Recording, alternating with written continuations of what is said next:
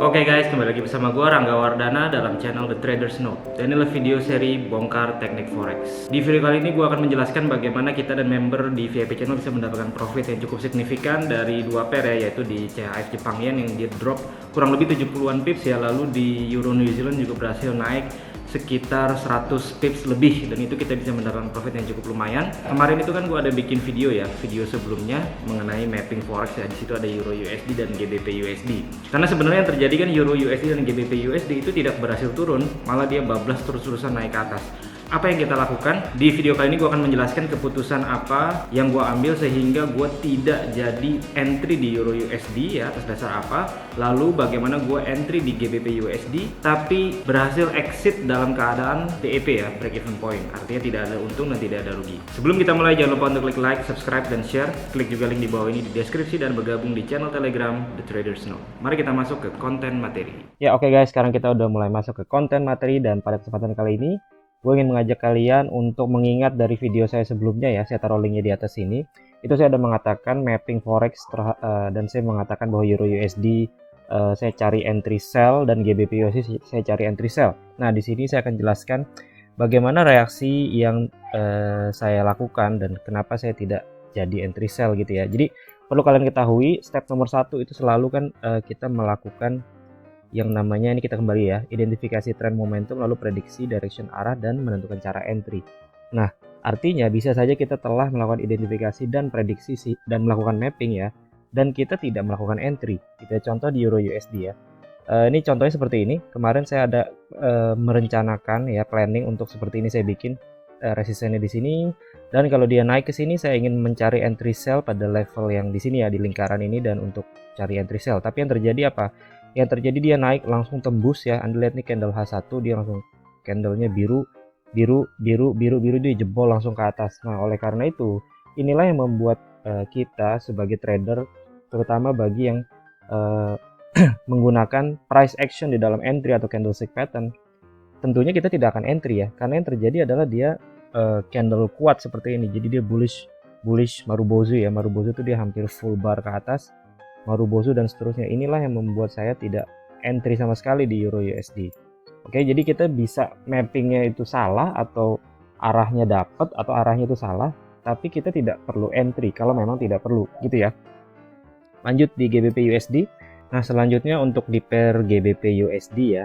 Nah minggu lalu juga di awal minggu ya, saya juga mengatakan bahwa saya bearish di GBP USD. Dan saya mengatakan ada area di sekitaran sini di mana itu juga merupakan level 78,6 yang mungkin akan dijadikan area untuk sell, dan ini terlihat dia reject level tersebut dan jatuh ya. Nah, saya tidak entry di sana. Kenapa? Karena saya kebetulan lagi entry di tempat lain pada saat di area sini.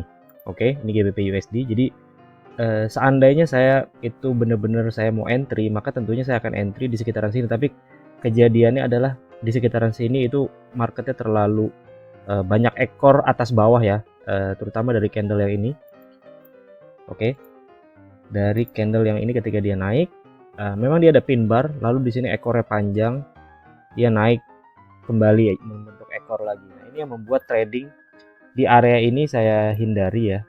Saya biarkan dia drop dulu, dan ketika dia drop di sini, ketika dia retrace dan terjadi bearish engulfing, barulah saya coba entry di sekitaran sini. Oke, itulah kenapa ada entry di sekitaran level 1.2940 ya, kurang lebih untuk GBP USD. Dia sempat turun, sempat profit, lalu naik kembali, bolak-balik seperti ini, dan saya putuskan untuk exit cepat aja ya, dalam keadaan BEP ya, karena marketnya terlihat sangat kesulitan untuk bergerak lanjut turun. Nah jadi ini digunakan kemampuan kalian dalam analisa ya, dan dalam melihat apakah pattern ini cenderung bakalan gagal atau bakalan lanjut. Inilah gunanya kalian kita sebagai trader itu selalu melatih diri ya, supaya intuisinya muncul dan kita bisa menghindari loss yang bisa kita hindari. Jadi seandainya ini saya pasang stop loss aja juga bisa ya, lalu dia naik dan saya kena stop loss, let's say 70 pips. Tapi kalau seandainya saya punya intuisi ya, kita punya intuisi dan kita bisa exit lebih cepat, why not? Itu ya maksud dari saya. Kita trading harus menggabungkan antara otak kiri dan otak kanan. Jadi tonton video saya mengenai trading wisdom. Nah, lanjut di CHF Jepang Yen, inilah salah satu yang kita tradingkan kemarin ya. Dan ini sekarang saya akan melakukan analisa ya dengan metode screening seperti ini. Kita screening yang pertama higher time frame-nya yaitu daily dan weekly, lalu lower time frame untuk cari entry.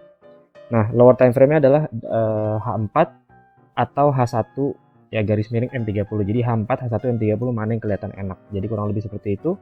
Di higher time frame saya akan lihat price levelnya itu di level yang bagus atau tidak ya, support resistance kuat atau tidak, lalu momentumnya seperti apa secara stokastik, dan juga dia lagi membentuk pattern apa. Oke, nah CHF Jepang Yen kita akan weekly chart. Multi time frame dulu ya, selalu itu adalah salah satu hal kunci utama di dalam trading. Nah, Anda perhatikan di sini, kita lihat, ini saya delete semua ya, saya delete dulu semua. Nah, sekarang sekilas kita lihat dari CHF Jepang Yen ini, kita tahu bahwa di sini ada resistance kuat ya, dan harga kemarin sempat naik trending ke sana, oke, lalu dia reject. Nah, ini sebagai bahan pertimbangan kita nomor 1. Saya ganti dengan chart seperti ini ya, MA50 dan stokastik.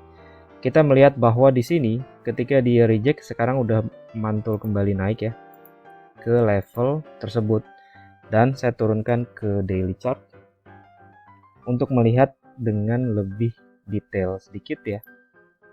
Nah, di sini kita perhatikan bahwa ketika dia turun, ini membentuk sebuah tren di daily chart ya, karena dia sudah terlihat zigzag ke arah bawah di mana low-nya lebih rendah, oke. Dan pada level tersebut ini adalah resistennya. Oke. Dan resisten ini cukup kuat ya, karena ini merupakan zigzag arah ke bawah di mana dari higher time frame-nya kita juga sudah reject dari resisten kuat. Ya, kalau kalian ingat tadi kita kasih warna pink ya untuk higher time frame weekly-nya di sini. Kita kasih warna terang. Nah, di daily chart-nya kita kasih warna juga sama deh ya, karena kan ini higher time frame. Oke, so dasar pemikirannya adalah secara price level dia reject dari resisten kuat secara weekly, dan di daily-nya terbentuk tren turun. Ketika harga retrace kembali naik, dia secara price level ketemu lagi resisten kuatnya. Lalu secara momentum ya, ini kita masih berada di screening time frame gede. Secara momentum ini terlihat bahwa higher high kemarin itu. Oke, higher high di harga, lalu lower high pada osilator ya. Ketika bentuknya lagi naik-naiknya seperti ini. Sudah terlihat ya. Inilah yang membuat saya berpikiran untuk membuat direction arahnya ke bawah secara higher time frame. Dari sisi price level dan dari sisi momentum. Nah, dari sisi pattern seperti apa? Ini tidak ada pattern yang jelas ya. Sebenarnya dia hanya terlihat dari sisi price level dan juga dari sisi momentumnya terlebih dahulu. Lalu saya turunkan H4 untuk mencari sebuah entry. Oke. Untuk mencari sebuah entry, dan terlihat di sini bahwa ini membentuk ketika dia naik ya, ketika dia naik di sini. Nah, ini membentuk sebuah gerakan yang sebenarnya ya dia zigzag ke atas. Oke, ketemu level resistance tadi. Nah, kuncinya di sini. Ini membentuk berpotensi ya, pada saat di atas ini berpotensi membentuk yang namanya shark pattern. Nah, shark pattern ini saya terangkan juga di video di playlist materi ya kalau Anda join di VIP channel. Jadi ada sebuah rangkaian Fibonacci yang bisa dikatakan bahwa ini membentuk yang namanya shark pattern. Jadi syarat nomor 1 misalkan dia naiknya dan telah ada koreksi paling tidak dia menyentuh 38,2-nya ya di sini, dan tidak lewat dari 61,8. Itu dulu. Jadi di sini 38,2 dia kena, tapi 61,8-nya dia tidak lewat ya. Yang penting dia tidak close di bawah 61,8.